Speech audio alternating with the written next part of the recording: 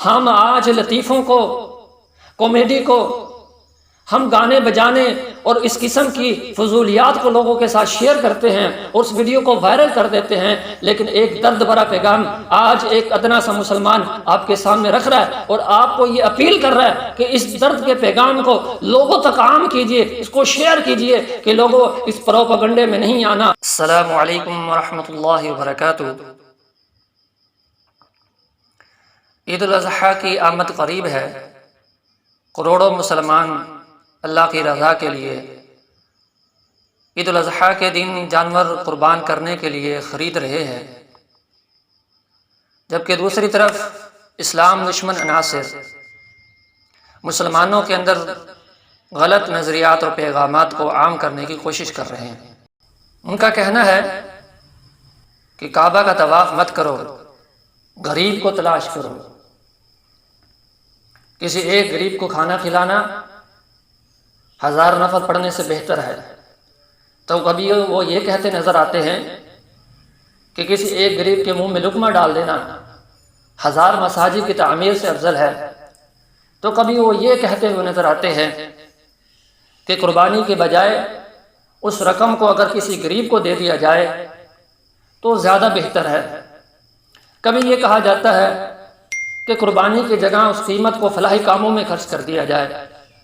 الغرض یہ کہ اس طرح کے غلط بہت سے نظریات وہ لوگوں کے اندر پیدا کر کے لوگوں کو شعار اسلام عظیم قربانی سے دور کرنا چاہتے ہیں۔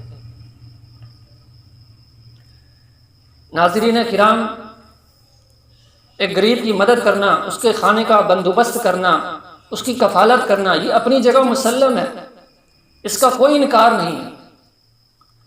لیکن ایک نیکی کی تشہیر کر کے کسی دوسری نیکی کی تذلیل کرنا، یہ کام صرف وہی شخص کر سکتا ہے جو شریعت اسلامیہ سے فرار چاہتا ہے۔ نیکی کے کسی ایک حکم کی تشہیر کر کے دوسرے کی تذلیل کرنا یہ کسی طرح بھی جائز نہیں ہے۔ مثال کے طور پر اگر کوئی شخص یہ کہے کہ ماں کی خدمت کرو، باپ کی خدمت چھوڑ دو، یا وہ یہ کہے کہ بھائی تم ایک بیوہ کی کفالت کی بجائے کسی غریب اسٹوڈنٹ کو بکس خرید کے دے دو یا اس کا کسی کالج یونیورسٹی کے اندر داخلہ کروا دو، یہ بہتر ہے، تو یہ کسی حد تک بھی مناسب بات نہیں ہے۔ یہ غریبوں کے حق کی بات صرف ان کو عید الاضحیٰ کے موقع پر یاد آتی ہے۔ یہ ان لوگوں کو یاد آتی ہے کہ جنہوں نے اپنے ہاتھ کے اندر 40-50 ہزار کے موبائل پکڑے ہوتے ہیں اور بات کرتے ہیں غریب کے حق کی۔ ان غریبوں کے حقوق کے علمبرداروں کو کوئی یہ کیوں نہیں کہتا کہ بھائی تم اپنی شاہی خرچی کو بھی ذرا کم کر کے غریبوں کی مدد کرو؟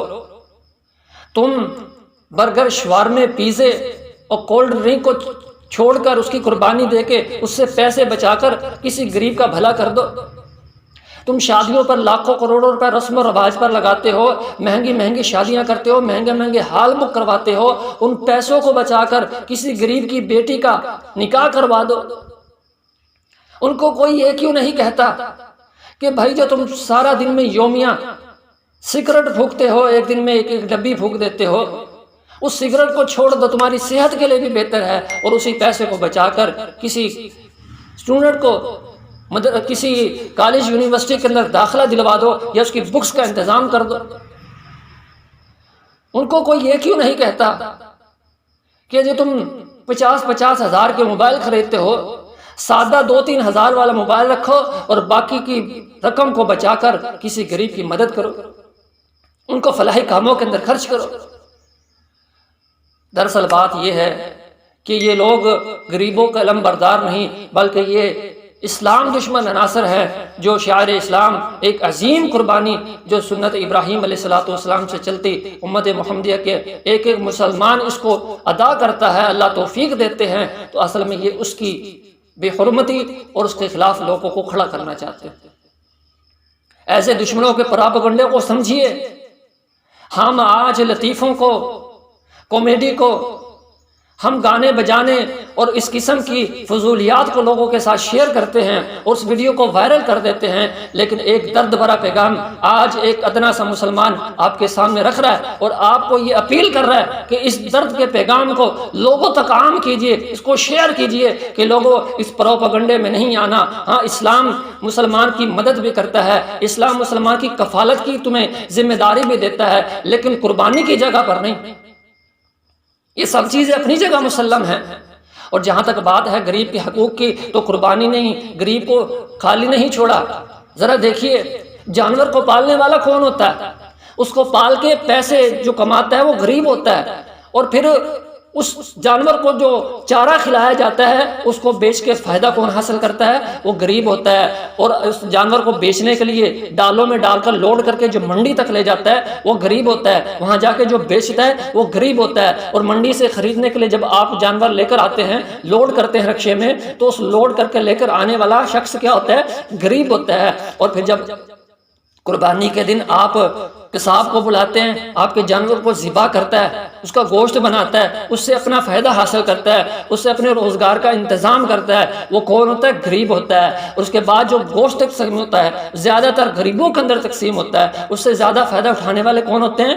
وہ غریب ہوتے ہیں۔ اور قربانی کے ذریعے سے جو قربانی کی کھالیں ہوتی ہیں اس سے زیادہ استفادہ حاصل کرنے والے کون ہوتے ہیں؟ وہ غریب ہی ہوتے ہیں۔ تو اسلام نے قربانی کے موقع پر بھی غریبوں کو چھوڑا نہیں ہے، بلکہ ان کا ساتھ دیا اور ایک ایک قدم کے پر ساتھ دیا ہے۔ اس قسم کے غلط نظریات کا رد کیجئے اور اس پیغام کو لوگوں تک عام کیجئے۔ اللہ سے دعا ہے کہ اللہ رب العزت ہمارے اس درد کے دل کو، اس درد دل کو لوگوں تک عام کرنے کی توفیق نصیب فرمائے۔ اللہ تعالی ہمیں صحیح معنوں میں قرآن و سنت کو سمجھ کر اس پر عمل کی توفیق نصیب فرمائے۔ جزاک اللہ خیر۔ السلام علیکم ورحمۃ اللہ وبرکاتہ۔